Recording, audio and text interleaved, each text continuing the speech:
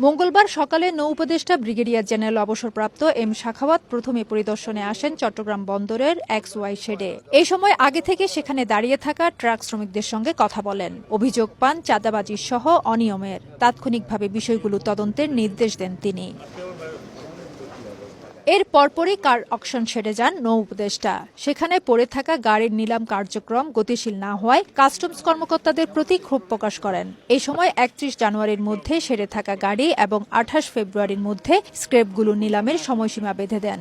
এইরকম যদি পোর্ট বছরের পর বছর এই অবস্থা থাকে, একটু আগে দেখে আসলাম ট্রাক দাঁড়ানো সেগুলো খুব অনিয়মের কথা আমি শুনলাম। সেই অনিয়মগুলো বের করার জন্য বলেছি। ইম্পোর্ট এক্সপোর্ট যদি সময় মতো না করা যায় এবং এইসব কারণে যদি পোর্টে স্পেস না থাকে তাহলে তো ভেরি ডিফিকাল্ট। রিট ও আইনি জটিলতায় নিলাম কার্যক্রম বাধাগ্রস্ত হচ্ছে জানিয়ে উপদেষ্টার নির্দেশে দ্রুত তা বাস্তবায়নের কথা জানান কাস্টমস কর্মকর্তা। আমাদের গাড়ির মধ্যে প্রায় 195টা রিট মামলা রয়েছে, কিন্তু ওগুলো খালাস করতে গেলে তো আমাদের আইনি প্রক্রিয়া শেষ না হওয়া পর্যন্ত আমরা করতে পারবো না।